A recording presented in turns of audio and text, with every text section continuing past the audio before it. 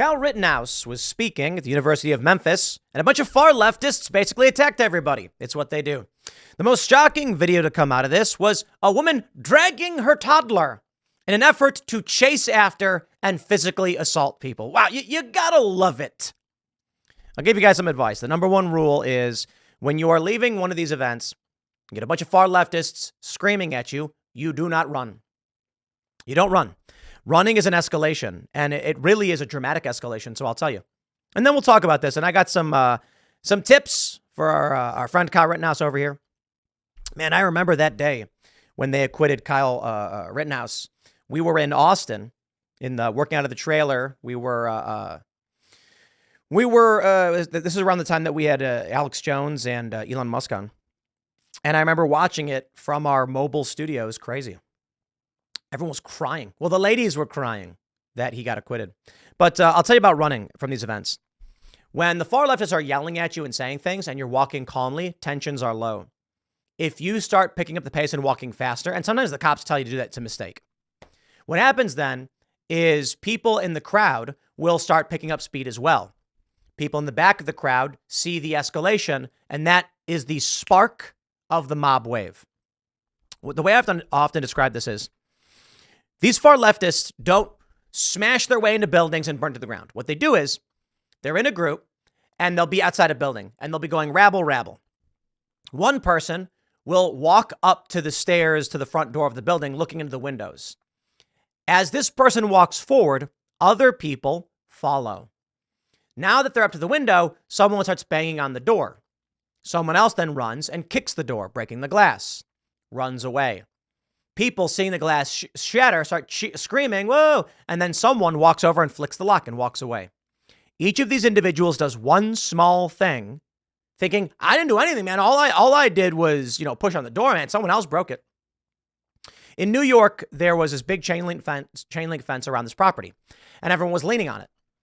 As everyone leaned on it, it started to come down, so some people grabbed it. I got to tell you, man, the power of a large group of humans, they just all lifted that chain link fence super easily. It was kind of amazing. They tore it down. It's snowflakes in an avalanche. So when you start running and then people start chasing after you, it is now a violent situation. People in the back are running up and they'll run up and they'll hit you because now the escalation is the snowball rolling down the hill. I want to show you a clip from this event. And then the first thing I'm going to do is I want to show you this hilarious video. It's horrifying, but kind of funny. Julio Rosa says, when the BLM crowd at the University of Memphis was rushing to block TPUSA staffers from exiting, a woman was dragging a small child. I mean, this is insane. Look at this. You guys ready for this one? I don't know if we need to play the audio because it's just rabble. But look at this. These people are deranged psychopaths. They're running for no reason. For what reason are they running through a parking lot chasing after people? It's insane. But I want to show you this. And we'll talk about this. I've thought about whether or not I should do these college events. Like, why is it, onto Kyle Rittenhouse, who is just some young dude.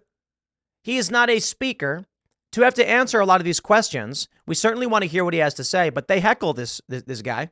And so we have this clip here of them heckling Kyle Rittenhouse. I'm going to play it for you, and let's go.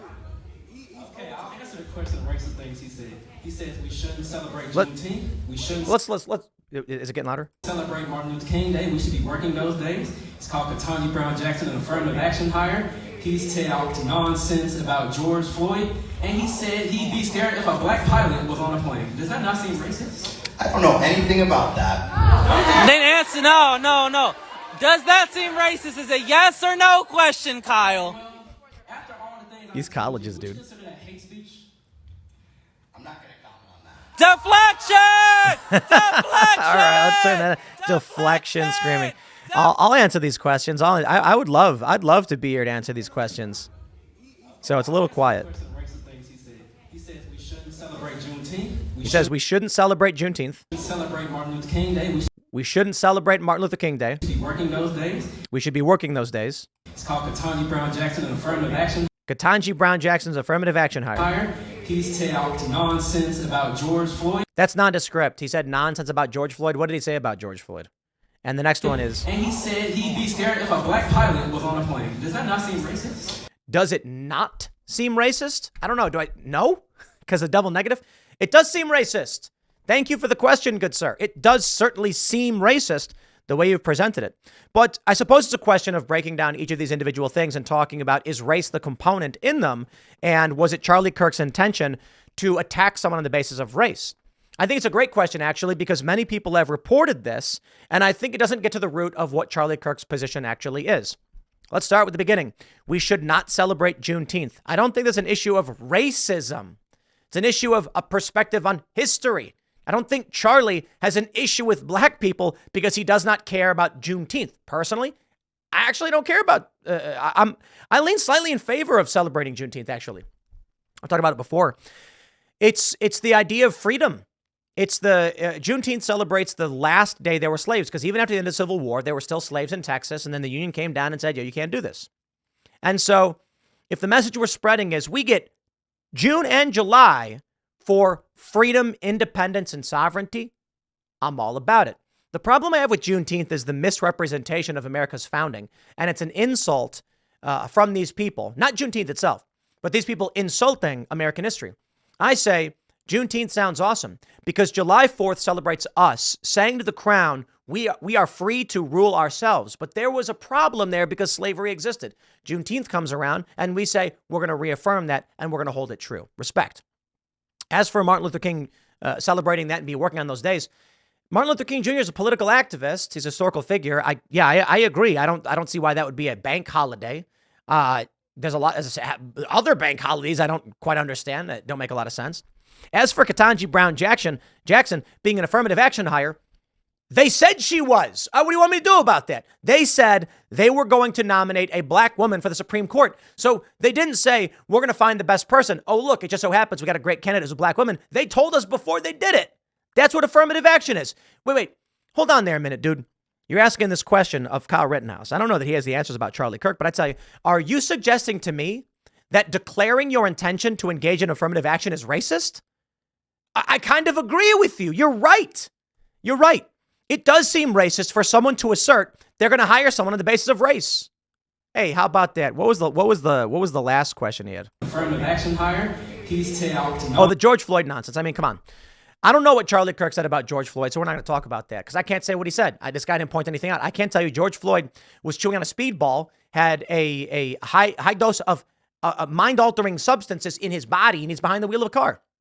Situation is complicated. He shouldn't have died. Don't like that he died, but what more can be said? I don't really have much to elaborate on it because this dude didn't really say anything about it. Nonsense about George Floyd, and he said he'd be scared if a black pilot was on a plane. Yeah, about that last point. Actually, the point Charlie Kirk made in context was, if they lower the standards for black pilots, am I supposed to be concerned now? Like, how am I supposed to feel when I board a plane and I see a black pilot? Because they're telling us that they are lowering the standard to onboard minorities. Not that he said he was actually concerned about black people. This is how they misconstrue what he's saying. Charlie Kirk's point was opposing racism. He's saying we shouldn't use race as a category and lower the standards for race because it's going to create a negative perspective. I got no problem with that. Now, the funny thing is here, they're going after Kyle Rittenhouse, and Kyle Rittenhouse says, I'm not going to comment on that. And they're like, oh, deflection. Like, bro, Kyle Rittenhouse is 21. He's not a political commentator. He was a teenager who engaged in self-defense and was acquitted. You want to ask about his experiences and things like that? That makes sense. But asking about the opinions of Charlie Kirk, I give you a simple answer too. I'll answer all your questions, 50 million plus one. But I could simply say, I got to be honest. The way you frame things, it does seem racist. I don't know that it's a fair representation of Charlie's positions, however, so that would be to your framing. As it pertains to anything he said, I'm going to have to ask him to answer that because I don't speak for him, nor do I know exactly what his context or his positions were. But I recommend, hey, why don't you go to one of his events and ask him about it? And if your concern is that he's the guy who runs Turning Point USA, fair point, but I still don't have the authority to answer on his behalf, but I can answer to my opinions. How about that? You know, watching this and watching these lunatics drag a kid through the parking lot makes me really want to do Timcast IRL live at university so that I can answer all these questions. I'll answer any question these people have. The problem is many of these young people are ill-informed, overly emotional, and don't want to hear the truth and don't want to hear an actual argument. They're there to attack you because you're the enemy.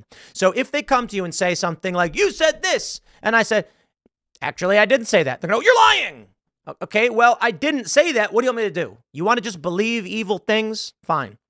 What ends up happening is we get this hilarious video where these lunatics, look at this guy smiling. They're just running. There's no rhyme or reason to what they do. It's overly emotional. It's nonsensical. And it's violent.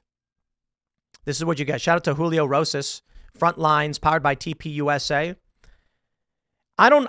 Look, I ain't going to pretend to have all the answers, but I do think it is good that people go to these universities. But what we need for these university speeches is probably, you need strong tact and preparation. That is a tough thing to do to get that message across properly. But it really does have me considering maybe we should go do this, because there are a couple local universities where we've entertained the possibility of doing Timcast IRL there.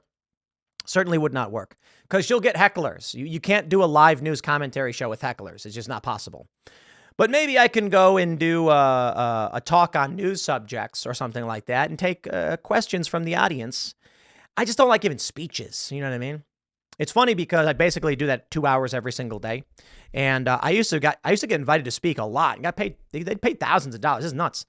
And I'd be like, what do I talk about? Just talk about whatever. So I go up on stage. I talk for 2 hours straight. I talk forever. Ask me questions. I don't know. I'll just talk about what's going on. And I would basically do kind of what I do now. So maybe that's a real possibility for us. In the meantime, I suppose we'll wrap things up there. And next segment will be coming up at 8 p.m. over at youtube.com/TimcastIRL. Thanks for hanging out, and I'll see you all then.